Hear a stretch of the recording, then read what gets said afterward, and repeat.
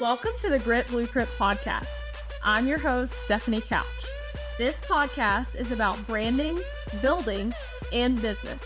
It also highlights the grit that it takes to be successful in business and in life. Let's get started. Hi, welcome to the Grit Blueprint Podcast with Stefanie Couch. I'm excited today to have the Build Women series kicking off, and my first guest is my friend Marion. Marion, welcome to the show. Hello. Thank you for being here. Yes. She is an amazing woman in the glass industry, and she has a history of being in construction, which we're going to talk about today. And I met her at Glass Build when I spoke there in November, and we have just hit it off ever since. And I'm really excited to have you here and learn all about your amazing story. Oh, thank you. Thanks for having me. So tell me a little bit about who you are and what you're doing today. What is your job today? I know you're with the National Fenestration Rating Council as the Member Services and Engagement Manager. Mhm. So tell me what that is and a little bit about you. Okay. So at the NFRC, so we are a third-party certification body for thermal performance for windows and doors. And, with the big, long title, National Fenestration Rating Council, it is a nonprofit organization.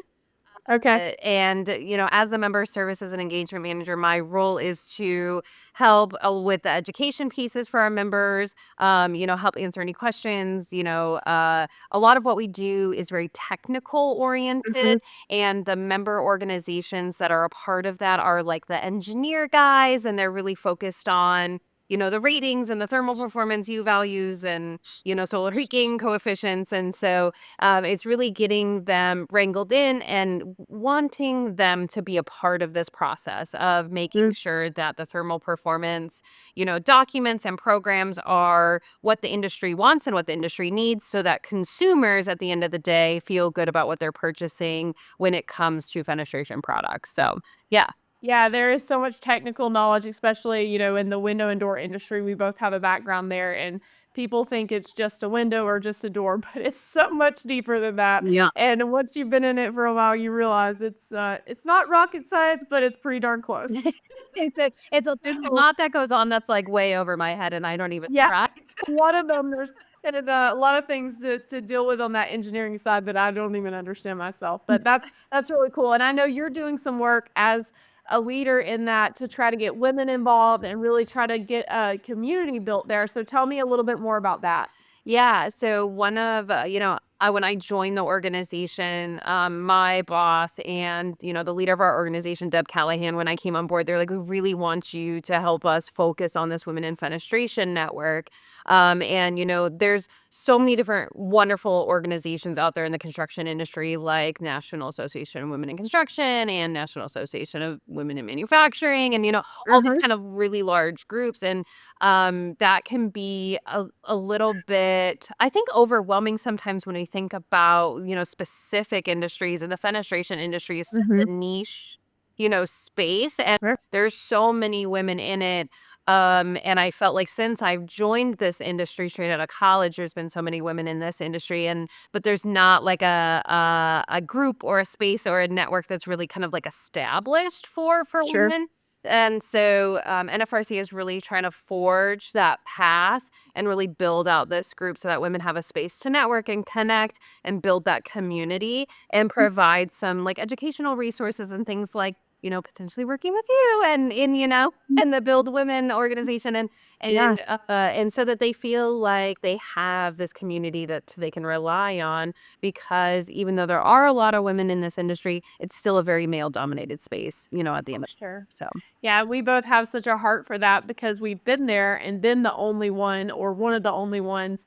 And it does feel great to have a place that feels like it's built just for you, Yeah. to have that community and that network, and really just a place to go and talk to other women about things that you would want advice on or just going through in your job. And so that's really awesome. I'm excited. And we're definitely excited to hopefully partner up on this How Women Rise, because it's so important. And I think it's really something that women can take and actionably change things in their lives and their careers to be better. And we always have things we can improve on. So I'm excited about that.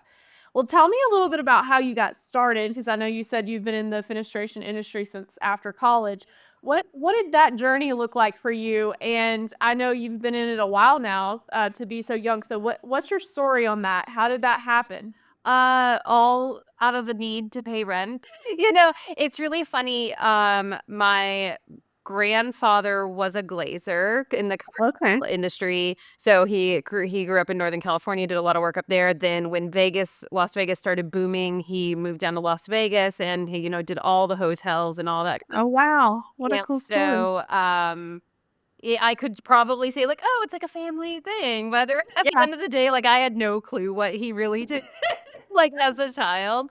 And so, really, I went to graduate school at UNLV. I focused on my master's is in public administration and nonprofit management, and that was, like, Okay. cool, like, I wanted to work in the nonprofit space, and graduated and was, like, trying to get a job, but you know how it is, you don't really experience, and my mother worked for Pella Windows and Doors for, wow, over 20 years, and so Wow. when I graduated, I was like, "I really need a job. I need to pay rent," and, she was like, "Just come work here," and I was like, "Oh, okay."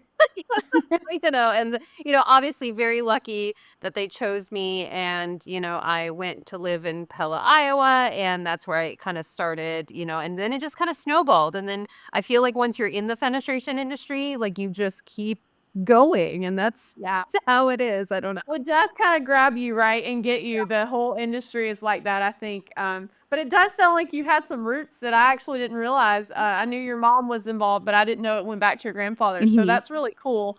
I think those things kinda get a little bit more embedded in our souls than we maybe think that they do. Correct, yes, because I mean, as a kid, like, if my grandfather was like, "Yeah, I was a glazer," and I was like, "Donuts? What? I don't know what are you talking about?" You're thinking hoping Krispy Kreme because that means that he brings home a good box of donuts every now and then, right? Not exactly the same glazing, but pretty No, close. no, exactly. Equally as important to the economy, for sure. Right. That's really awesome. So once you started at Pella, what were you doing there? And then how did you get from there to where you are now? Yeah, kind of a journey, I would say. So I started off in their national accounts, sales, kind of guinea pig status. They were wanting to Okay. start this like, hey, we're gonna bring young folks in and train them up at the corporate office to be in sales, and then we'll like, put them out into the country. And so I was Mhm. the first of that program really. So that's why I moved back to the corporate office. And that's where I started. So Lowe's was our customer. Okay. So I really just started off in inside sales, helping the Lowe's account, driving sales, education, training, to focus on that. And then I was actually moved to Charlotte, North Carolina, which is where I still live today. And that was like such a big deal, right? 'Cause like right in Lowe's corporate backyard. And I was like, "Oh, why are you picking me for this? But okay." I was like in the limelight in the land of Pella. And Yeah. so, yeah, just outside sales at that point. Still, Lowe's was my customer, doing that. And then I actually then transitioned back to Iowa, surprisingly enough, to do more of like a training. It was a rollout of like a software program that so we traveled the Okay. country and did trainings and stuff like that. So once that was over, it was kind of over, and then I was kind of looking for the next step in my journey, and that's when, I was recruited by Lowe's to go be a district sales manager at Lowe's, and so, that is where I then, went to Virginia, actually, and You've been all over. I've been all over, it just was, like, following my career wherever it would take me, and so at Lowe's district sales manager, that was kind of a bumpy road in that Mhm. role because as big corporations do, they tend to change often, and Yeah. role changed significantly, and it really wasn't what I kind of signed up for or what I Mhm. expected. And being in a whole new city, in a whole new state, and I didn't really know anybody. It was hard. So once that kind of played out, and I was in a space where I was like, this is really isn't right for me. Then that's when I came back to Charlotte. It Okay. really felt like a good place for my Charlotte's such a great town. I love it there. Oh, it's so nice. It is so great. And so, me and my partner have been together for a little over 8 years now. He has a daughter, Okay. who lives here, so like, it just all made sense, right, to be here. And so that's when I hopped right back into Windows and Doors. Yeah. You know, at Allside, which is you probably know, a wholesale Yes. building, then transitioned to a window and door installation company. So as a field manager, running crews, making sure installs were going good. And then finally fell into the nonprofit space, which is where I always wanted to be from the get-go, right? And it really was kind of crazy. I met the executive director. It's a not really that small anymore. It's a nonprofit here in Charlotte called She Built This City. They train women for jobs in the construction It's a cool industry. organization. I love what they do. Yeah, super neat. And so it really kind of was like, oh my gosh, like I know about construction, but I, have always had this desire to work in the nonprofit space, and I have this education background. And so went and did the fundraising for that organization, grant writing, that all that good stuff. I'm sure your sales background helped you do that Yeah, a lot easier, right? yeah, definitely. Like, it kind of combined everything Yeah. really that I had learned in my career, right? And so that was a super amazing organization in itself. And then, the NFRC role just kind of happenstance. Our mutual friend, Melanie, she Yes. introduced me. And so when they heard that I knew Windows and like knew the terminology and had that niche kind of experience, and I had nonprofit, they were like, "Oh my god, like Perfect. this is perfect. So like please That's come awesome. join us." And so yeah, it's been kind of a wild ride.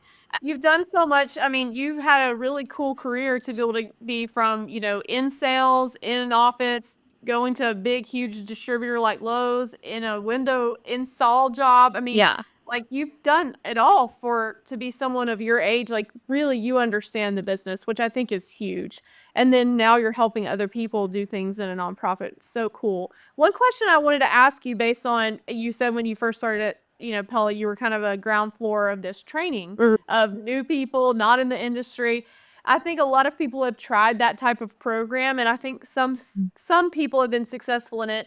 But now with the new wave of millennials and Gen Z going to be running the industry because the other people are going to be retiring, how did that program work? What did you see that the wins were there, and like what could they have done better? And not just maybe at Pella, but other ones that you've seen in the industry where people are coming in as young people and we're trying to train them when they know nothing about the technical knowledge or even really have any job experience. Because I feel like that's probably one of the biggest problems in the industry that we're working to solve with some of our university stuff that we're coming out with and really training that. So, like, what do you think success looks like in a program like that where you take a 20-year-old, 22-year-old right out of college and say, we're going to teach you everything and good, like, we're going to actually train you to be able to do this job? What does that success look like? Yeah. I have to say that for me, my personal experience, it was a saving grace to be at the corporate office to learn. Yeah. Okay. I know that there's plenty of sales reps especially, I'm going to talk about my experience at Pella, right? I know there's plenty of sales reps who started at Pella and they were straight away just put in the field outside sales, and they learned on the spot and they've Sure. done wonderfully and their careers are really successful. And by all means, right? I Yeah. just think I had a little bit of a leg up because I got to spend that year back at the corporate office. Yeah. Even more so a little bit of a leg up because I sat literally right next to my mother, like cubicle to Yeah, and cubicle. she had all these years of She had experience, all the and she had a very vested interest in you making your own money, so she didn't have to pay your rent. right, exactly. And Super so vested in you. right, so somebody who at least she literally started like, talk about, like, starting from the bottom, customer service, like, all and then worked her way up, right? And so she knew so much, and so I really had that opportunity to learn without feeling dumb. Because, Is she still there? no, no, she's not. She works in the Okay, healthcare field now. She's, okay. like, riding it out till retirement. She's like a window OG though. I mean, that's Yes, serious to be able to say you've been through all that. It's yes. it's that's really cool that you learned from your mom too, Right. so I love that story. Right, because when you start a new job and you feel you kind of feel dumb asking questions. Yeah, I sure. never had that because it was just my mom, and I was like, "Hey," like, I have no idea what I'm doing. Don't tell anyone that what they just told me to do that I said yes to, I have no idea what they just said. So please translate that back to me in something I'll understand. Right. Yeah, we've all been there before, like, yep, yep, yep. I'm Googling what you just said to see what that word means. Correct. Exactly, and I think as women, I think that's even worse for women because you already are usually in a male-dominated situation, and you already are trying to, like, really prove yourself, right? And yes, prove, like, you can do this job, you are good at this job, and you maybe don't know for sure, but you're like, "I am," and you're trying to build confidence through courage and being the person you say you are, but those questions sometimes can be really scary when you're not confident, because absolutely. if you already proved yourself, like, who cares if you don't know? But if you're not sure, it's hard to say, like, "Hey, I have no idea on this one." Absolutely, like, let me get back to you on that. Yeah.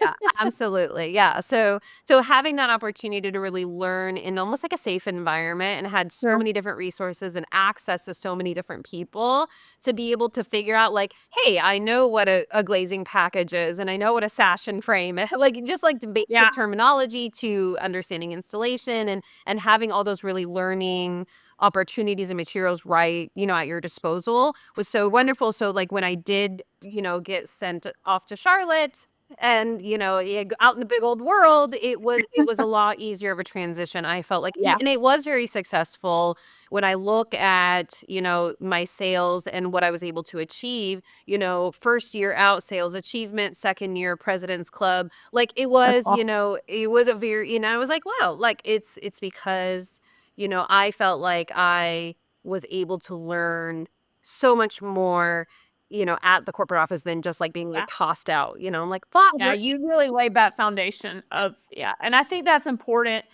For me, I've seen companies, they're so busy that to have that structured training program for the first, like, especially the first 90 days, but even the first year for most people, whether they're out of college or just new to the company or industry, it's imperative, and they don't have time to do it a lot of times, but they have to take time to do it, so it's kind of a chicken or egg situation, but I think it's even more important with the next generation because we prioritize development so much higher than like boomers and Gen X did as millennials and Gen Z. Like development is almost more important to us than salary is in the first 5 to 10 years of your career because if we lay that foundation, we know that we can then go exponentially grow with those skills instead of making the money in year one, you make it in year 5, 10 times 10 or whatever it is. Or maybe it's not about money for you, you're not driven by money, you're driven by impact, and then you can still have a bigger impact. So yep, I think this is huge. Companies have to solve this, and I think places like your organization. I know NGA does a lot of great trainings. We're trying to get more soft skills and technical trainings on all different things in the industry through our stuff, Construct You and Build Women University that we're coming out with. The more we can do this and have that safe space so that people do feel like they can raise their hand and say, I have no idea what it means to have this rating on a window. Like, what does this mean? mm, Tell me what all these numbers mean. And then you say, well, here's what it is, and here's how you use it, and here's how it's applicable to your job in sales or in ops or whatever you're doing.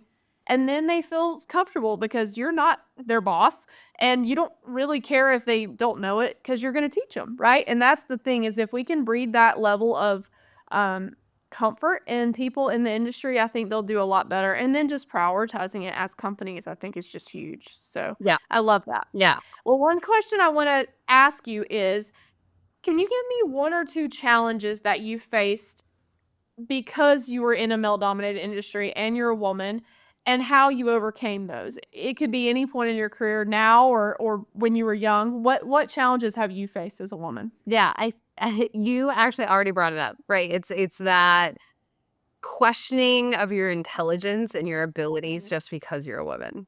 Yeah. So being in a male-dominated industry like Windows and Doors, it wasn't, it wasn't even just men that would. Yep. It was men and women, right? I know, I think the Mean Girls Club is a real deal. Like, if anyone's seen that movie and thinks, "Oh, that's cute," like, "Oh, yeah, that was some of my days at No, work." yeah, legitimately, I was standing at Lowe's, helping, a Lowe's employee with whatever, we were going over. And this little old lady came up and had a question about her sliding patio door and if she needed a specific part. And the guy was like, well, perfect. Marion's here and she's the expert. And the lady looked at me and was like, not you. And I was like, why? And she's like, because you're a woman. I was like, yeah. Oh, And she wouldn't let me help her. yeah. It's actually really sad because to me that actually shows a confidence issue in her that she doesn't believe another woman could do it, probably because she doesn't believe she could do it. And I mean, I know that's like a weird, deep rooted thing, but I truly believe that's what it is. I mean, I had a grandmother that was brilliant. She never worked, and that was kind of her choice, but not really. My husband, I mean, my grandpa that was her husband, didn't want her to work, like, didn't want her to do it. She could have done anything. But after 60 years of saying she couldn't do anything, she couldn't do anything because she had told herself that for 60 years, and so had everyone else. And so, yeah, that's crazy. I'm sorry. I'll just act like I don't know anything and let George over here tell you what he knows, which is nothing. Right. Correct. Correct. Exactly. So Yeah, like, he's from plumbing, like, good luck. he's just covering this department because he has Yeah, eyes on he Lowe. literally just walked by the door table and the window spot, and I'll just let you see what happens. That's hilarious. Right. Exactly. Oh, Exactly. but But it is. you have to laugh though. I mean, Yeah. I think these types of things is like it happens so often, and I don't think men actually realize how often this stuff happens in the industry. And there are some amazing men in this industry that would support women more than even men because they know how amazing women can be, especially at these, detailed type jobs like windows and doors and things that are really highly specialized. And these men are so supportive, but then you find other people who think, "Oh, well, you don't really need support. You're already in the job." And it's like, "No, we still have to prove a lot." Yeah. Yeah, and I think it's that intimidation Mm. factor because there are unfortunately a lot of men that use that for, in a lot of ways. And so being like working in wholesale, which I know that you are very familiar with, Mhm. unfortunately there's a lot of contractors out there who Yeah. just aren't friendly human beings. Yeah. And, I was in, we sold windows and doors, but it was also siding. And I was very unfamiliar with the product. I was very Mhm. unfamiliar with how to calculate product and how much I would need and how much do you need the little L Yeah. corners and whatever, right? Soffit and all that. Mhm. I don't know. I was so new to it. And they would call and they would be so demanding and they'd be so rude and they'd be so mean. And they're like, I'm like, I get it. Like, I know that time is money and you're in a hurry. And, it was at the peak of COVID. It was in Sure. literally like 2020 That's a hard time to come into something new. Oh, Anything it new. was brutal, right? And everything was backed Yeah. up and they were so mean and they used that intimidation factor and it worked. I mean, I was scared and I hated it. Like Yeah. I was so worried and I think it really hindered my progress. And to be honest Mhm. with you, I didn't make it long there. Yeah. I did not enjoy the environment. I did not enjoy the culture. It was too brass for me. And I am too much of like I am a harmony person and I like to make people happy and I like to that people get along. Yeah. And Germany's when I'm at number 34, that's why I survived in the lumberyard for a long time. My sister's number 1 is harmony too in her Clifton Strix, and she doesn't like that either. no. It does make a difference. It Yeah. really does. And they they use it to their advantage and it made me realize really quickly what I wanted, what environment I wanted to really work in. It Yeah. wasn't that Which is one. which is awesome that you kind of found that through something. I feel like a lot of times the stuff that we don't like teaches us way more than the things that we do like. I went to a job for a while that was just not a good fit. Same thing. I knew pretty much immediately, like, this is not for me.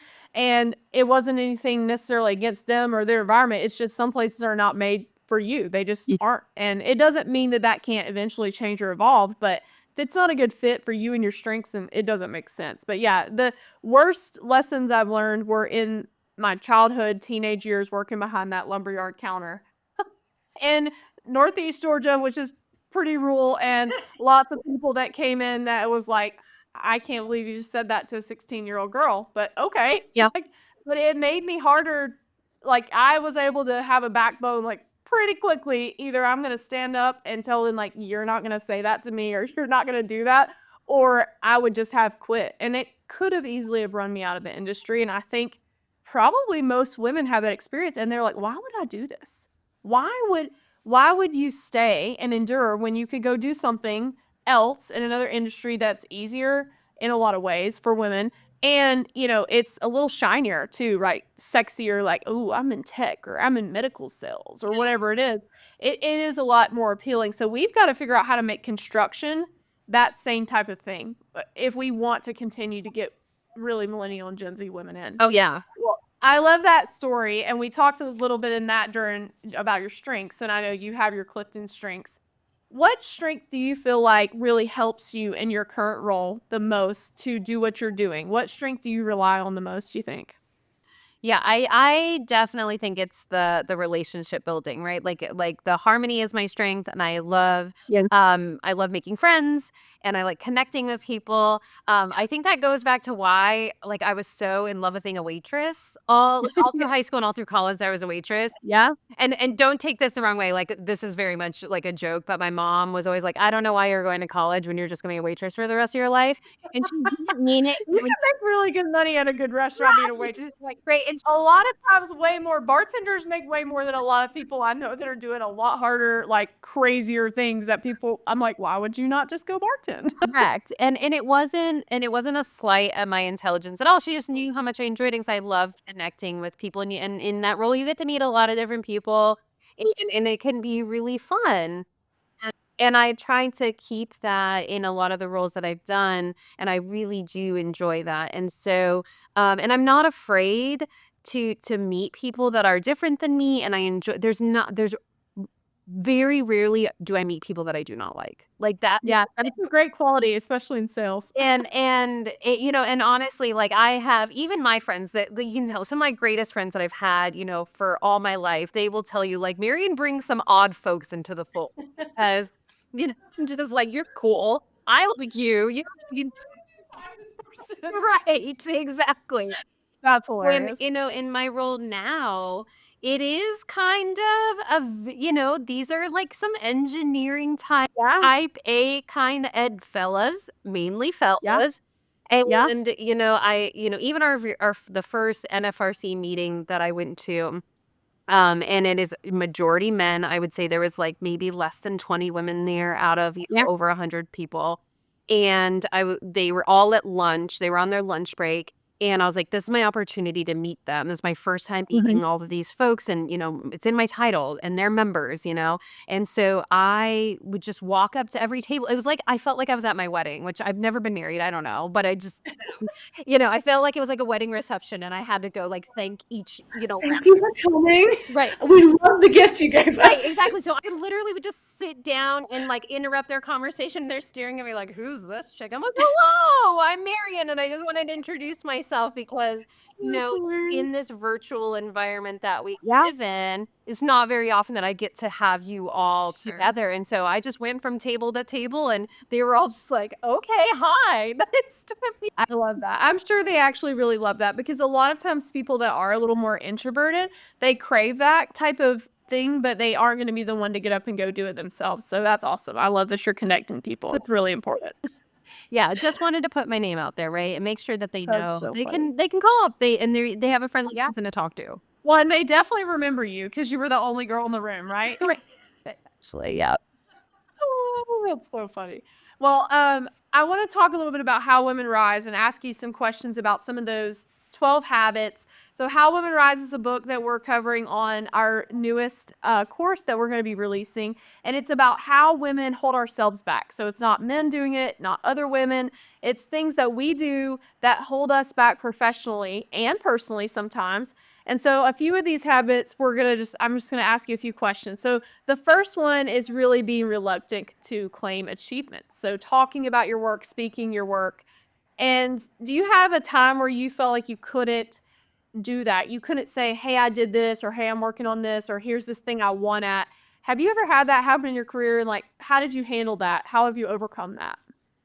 Yeah, yeah. So I think back to annual reviews. if you're at any sort of corporation, you're doing an annual review, right? And a lot of Yeah. times it's that, here, fill this out, and then your manager fills it out, and then you go over it together. And those annual reviews, I mean, if you're capitalizing on this opportunity, you're going to write down everything that you did that year, and you're really going to be like, I'm awesome, and this is why whatever you're going Yep. for, if a promotion or you want more money, or, that's your opportunity to do it. Yes. And I struggle so bad with those, because I'm reflecting back on the year and I'm going, well, did I really do anything that was above and beyond, in my Yeah. opinion? And I'd be like, I mean, not really. Like, I did my job. I did. Plus, you just told me you had like President's Club and all these things. It's like they're literally awarding you for these things you're doing. know. And she's like, yeah, it was just my job. I just did my job, right? Like, I just did what you asked me to do. And then that's what I did. And then if I did go above and beyond, it didn't feel like it to me. It just felt like, oh, this is something that needs to get done. So Sure. I'm just going to do it. And cool, like, it's going to benefit the rest of the team, and that's cool. Yeah. And so, no, I was always really hard for me to acknowledge when I was successful. And, after I won President's Club, which I was like, this is cool. I get it. Like, and my awards are like in a box next to my desk. They're not even displayed. So I had a director come and do a ride along with me. And he was like, you're doing really good. It's only year 2. You're showing a lot of success. What are you doing different from everybody else that you're seeing such good sales numbers? And I was like, I do my job. That's literally what I told him. I was like, I do my job. Yeah. And that I couldn't even in that moment take credit for what I was doing. And I didn't even know how to express how to show that I was doing something different, because I didn't know that I was doing anything different from anybody else. I was Right. just like, What do you think you were doing different? Like, I mean, looking back on it, like why do you think you excelled in that role? I think that I took it from the point of friendship with a lot of these folks. And so, if I were to, walk in, I'm trying to convince somebody, I'm not selling directly, right? As B2B business. I'm trying to convince them to sell my product to their customers. And it wasn't me just like kicking in the door and be like, I'm the greatest and our products are the best and you should do everything because I say so. Like, that wasn't, and why I had to have that accent, I don't know. But Was that a particular customer that you were just thinking? it's like, I guess if you were pompous, that's maybe what you would sound like. I don't know. Oh, that's your version of a non-great salesperson. I love that. And so I'll go with it. it was really me just like, hey, I'm Marion. Like, what kind of music do you like? Do you have children? Let's be friends. And it became more of, let's build a friendship. And then now you can rely on me.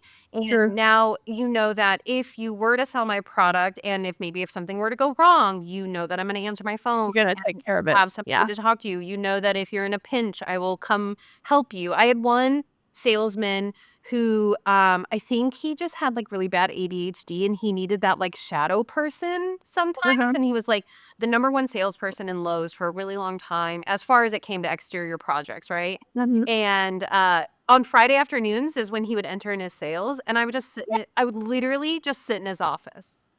And just help him morally support. I didn't do anything. I just sat there and like chat. But if he needed you, you were right there, which is really cool. Correct. Yeah. It wasn't, and it happenstance. I happened to live close to where his office was, and it was like, I'm morally there for you and like support, like you said, and like it didn't do anything. But it's also, he knew that every Friday you were gonna be there, so if he didn't have any orders for you, like that was gonna be sad for you, right? Well, he had a vested interest because he knew you were showing up. Well, maybe he would take me to lunch, which was always I was never gonna turn that down. But he sold nothing but my windows. He didn't sell any other windows unless we didn't make that product.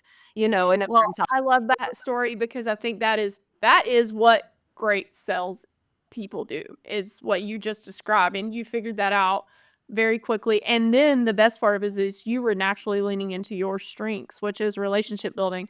So instead of that influencing where you might come in and try to persuade, or the numbers where you're coming in and talking about the data and the product, and you were just coming in using your strengths and saying like, hey, let me help you. How can I solve your problem? How can I get to know you? Which is awesome. I love that. So back to the reluctance to claim your achievements. One thing I will say, there's a few tips that I have for women that might help that is instead of that annual review, which I hate. I mean, that's putting someone like literally on a stage and saying like, go up for an hour and tell me everything about you that's awesome, you know? And most people feel uncomfortable with that. But if you write down your achievements as you go, also it's easy to forget things that happen in January when your review's in December. I mean, that's a long time. Like you've done a lot in a year. If you're doing well and you're performing, you're probably doing stuff every day that's, you know, somewhat remarkable. At least in a month, you're doing something. If you write that down weekly, I have a kind of a weekly thing and say like, hey, here's the major projects I'm working on. Here's where I'm at. Here's how it's going. Here's some things I need to work on that I'm not doing well at. And then you're also, you know, building those strengths because you're working on your weaknesses a little bit and things that you could do better. But weekly or monthly, at least writing those down. So then when December does come, you have a list and it's not just like you trying to rack your brain. You have something. And then you can say, well, you know, I was working on this in Q1 and I got this done. And here's the results now that we're seeing from all that stuff I did. And we're making, you know, 20 points more on this account or whatever you've done. It's easier for you to talk about it in incremental amounts than one big, like, huge year. Because that, I think that does make people, especially women, feel like we have to have this giant thing that we talk about. Like, well, I made $40 million for the company this year that I didn't make last year. It doesn't have to be that. It could be like, I made 40 phone calls more this week than I did last week, or I went and saw this customer and now they're going to buy from us, or I solved this problem when we shipped something wrong. It doesn't have to be a giant thing. So I think thinking of it in a smaller fractional mentality, it can help take the pressure off of that because it is a lot of pressure. I wish people had time and would take the time to do more of it, at least quarterly review, but really monthly, even weekly, just check-ins. And then the other thing with that is just reluctance to claim it because you don't, your boss doesn't even know what you're working on. They're so busy, right? And you just kind of assume that they know. I mean, I made that mistake a lot. Like, well, I know they know what I'm working on because they asked me about this 3 months ago. Like, surely they know I'm still doing, you know, 20 extra hours a week on this project. They don't. No. Don't don't assume they know or care if you don't tell them. So that's a big one, I think, is talking about it and just really going. And that kind of leads into that minimizing habit, which is another thing. It's kind of similar, you know, minimizing your achievements and taking a place where you feel smaller. So I think maybe your all side story already kind of lends to that a little bit of like minimizing yourself to feel smaller so that you fit in, or that you're not expressing ideas or concerns that maybe would be labeled as like you're a know-it-all or you're coming in like too big for your britches type thing. Have you ever experienced that? Yeah, I think I definitely I'm an outgoing person. I love talking to people and I love having good conversations, and you know, if I'm feeling good in my environment, I'm a social Mhm. butterfly. Yeah. And I can honestly tell you when it comes to work, I tend to extract myself often and then I just become like I'm just going to observe person, and it's because I'm afraid to say something. Mm. And it's like, am I going to embarrass myself? Am I going to say the wrong thing? Or I feel intimidated by people in the room.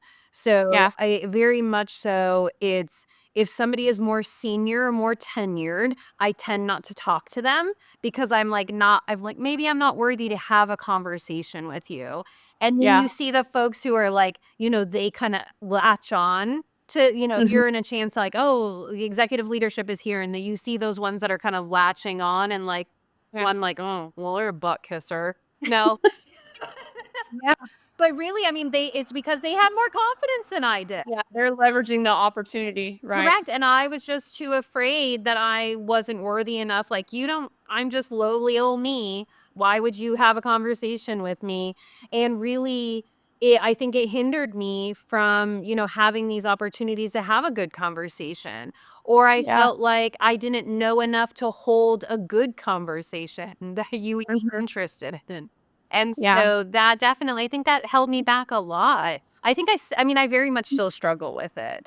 Is not having that confidence to say that I can go talk to whoever. Sure. That you belong in any room or at any table. Yeah, I mean, even Yeah. after, at NFRC, the first meeting I went to, I had a chance to talk with our, CEO, and being that we're all virtual, and she's a gal, it's Yeah. very nice and like Mhm. very welcoming and not an intimidating person by any means. And the chair of our board of directors, also a very nice fella, again, didn't feel any sort of way chatting with him. But after I got home and I had a couple of days to self-reflect, I went, "Oh, was I too much? I was too much. I was definitely too much." And so I literally emailed her and I was like, "I'm sorry if I was too much." She was like, "No, you're I like her response, and she said, "No, you weren't."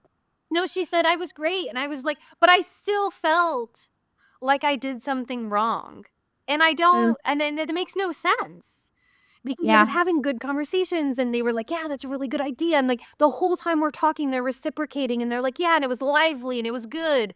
But then once I got home, I was like, "Ooh, nope, you did wrong, Marion. Why were you so outgoing?" Yeah. Well, and really minimizing yourself for who you actually are, like who you're born to be. You're not trying to be anything you're not. You just are yourself. Because I think a good measure of that to me is how you are at home. People ask me a lot, like, "Are you like this all the time?" Like I guess probably like my hat and the whole deal. I'm like, well, I don't actually wake up just like this, but my personality is who I am. I'm kind of a gold retriever at heart. And, like, that's just who I am, you don't wake up and become someone else and be able to hold that for very long, like, there are plenty of people in the world that I guess aren't who they say they are or putting on some type of facade, but that's so uncomfortable to live like that all the time, and Mhm. so, no, I am Stephanie, and the older I've gotten, I've tried to be more of that, but when I was in corporate, like, I did have to mute I felt like I muted myself a lot, especially, like you're saying, in certain rooms, because I am different, so different. Like I already was a woman, already was young, already had blonde hair. So if I come in with like bebop and Barbie personality too, it's pushing them over the edge. Like they're gonna be done. And there are times where I think, that goes into like it's kind of weird that minimizing is one of the habits because another one is actually called too much, where you're tight, but it's more about the emotional side, I think, is what it's hindering, not just personality. Yep. But, we a lot of times women, we have these emotions and it's not that men don't have emotions, but it feels like we emote a little more publicly sometimes. And, a lot of women, I cried at work multiple times, a lot of times it's been anger tears for me. Like, I'm about to cry, and it's not because I'm, like, sad or whatever, it's because 'cause I'm so mad that, like, my body's about to explode and I'm gonna scream, and if I don't just let these tears come out, the screams are gonna come out, and I'm sure maybe men feel that way too, but how many men do you know that have been in a meeting looking up at the lights? Like, I read somewhere on the internet that if I looked at the lights, I wouldn't cry, and you're trying to hold it together and you just can't. And that's a horrible feeling, especially when you're young and like the person you're talking to is powerful and way higher up than you, and they're the one making you cry, and you're like, damn it, I'm letting them win this war. And I mean, that's the thing is like it's such a hard thing to balance. But I feel like for women like us, there are moments where you do have to throttle back a little bit. And then there's times and situations where you can just be 100%, all in. But it doesn't mean being inauthentic. I think that's one thing that I really want like women to hear me say is it doesn't mean you aren't who you are because you cannot hold that up for very long. It just feels like you're in a place or a body that you're not belonging in. And so that's one reason why I left my job and started my new companies because I wanted to be able to be more of who I am all the time and not have to feel like I should fit into some sort of box that just literally was not made for me. You know, I going back to the Barbie movie thing, like I was a Barbie that was in the wrong Barbie box. And my box was not pink It was like some weird brown color that I didn't like, and I just needed to get out and get into another box. And so that's where, I mean, you literally go out or just roam free. And so that's the thing is like, I think a lot of us struggle with these issues. And I don't know that you solve these things. Like you evolve and you get stronger. It's like a muscle. Like it doesn't get less hard. You just get stronger, right? And you're able to pick it up easier. So the fact that, both of us are very successful and still working on some of these things, that's life, Yeah. right? Every day, right? If we had it solved, like we wouldn't have anything to talk about because that's life's journey is, growing and all of those things. I love this story. I'm so happy you shared this with me. The last thing I want to ask you is if you had a young woman that comes to you and is thinking about getting into the construction industry, the fenestration industry, whatever they're looking at, what advice would you give to them if they said, "What can you tell me? How can you help me get started and be successful here?" What would you tell them? I think it lends to everything, like accumulation of what we've just talked about in this conversation. It's being prepared to be absolutely confident in yourself, which is so much easier said than done. I mean, the confidence isn't just like you pick it up off the street and run with it, right? It takes so much effort. But in this space where you have to have patience with yourself to learn and grow.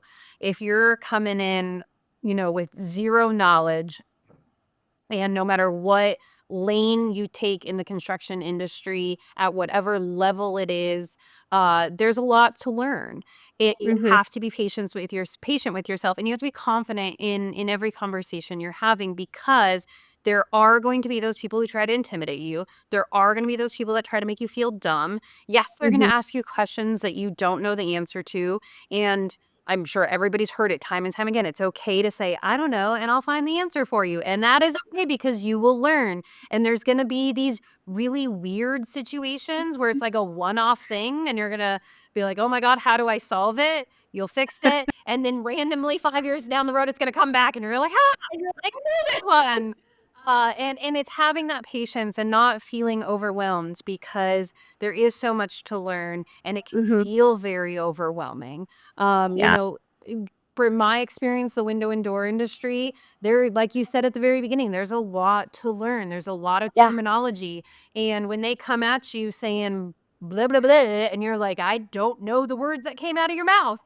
Uh, put, You're speaking and I'm hearing something. It's just not I don't computing it. know. I don't know.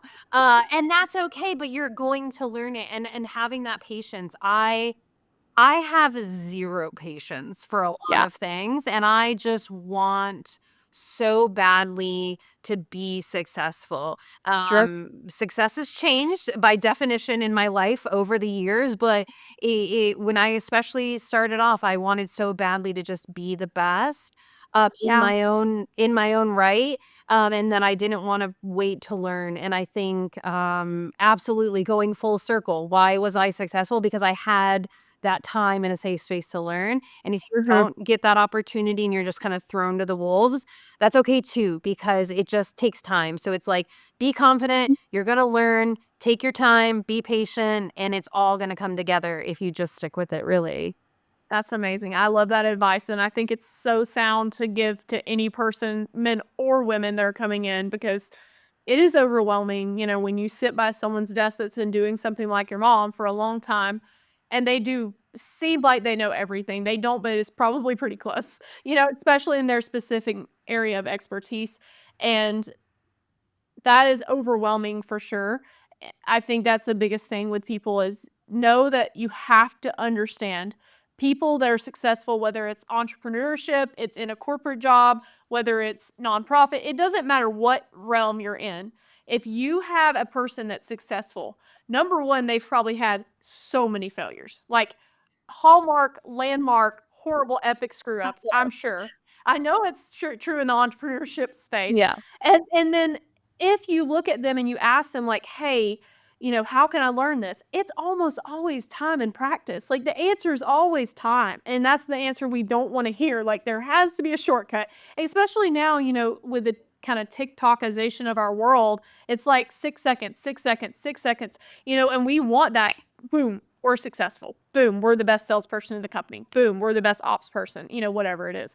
And so we got to know up front, like, that's not going to happen, especially if you're 22 and you've never seen a window before, or you've never sold a door, or you don't know what the heck you're doing. Like, sit down and learn and be ready for failure and learn some more. You either learn and you win, or you fail and then you learn some more and you win. It's like, that's how it works. Like, that's the cycle. So I think the more you can set yourself up for that as the mentality up front, and then just know you're going to stick in it long enough to be successful, then you will be. That's the hardest thing. And it's hard for a lot of women to stay in it that long, because it is hard for a woman, plus the fact that it's a hard industry to learn just technically. You could see where people are like, this is not worth it. But it is such a land of opportunity. And I think there's so much, career success that women can have, and it's only going to get bigger, because people are about to start retiring in droves. Yeah. And those are the people that are making the most money and have the biggest titles in the industry. And they're about to be gone. See you later. Oh, yeah. 401k on the beach, hanging out. And so who's going to take those spots? It could be you. Could be us. Right. Could be any of us. That's exactly So, right. yeah, it's exciting. And I do think that in the industry in general, I think with the commercial construction and those larger residential, corporations, they are really changing the culture, especially for women, to be able to come into the space and feel good about it. They actually have a real HR. Yeah. And they have DEI initiatives. And Yeah. they have, these things that, when you think about really small subcontractor companies, maybe don't have those things. Sure. Now that there are these larger construction companies, it's so much easier as a woman to enter into this space and feel good and feel supported, because they have those policies and procedures in place to make that happen. You're not going to be the only one there. Correct. Most of it. Yeah. So true. it's I know it's like hard because it's like, oh, corporate, but when it comes to construction, it's a great place to start. Yeah, 100%. I agree. I think that you learn so much.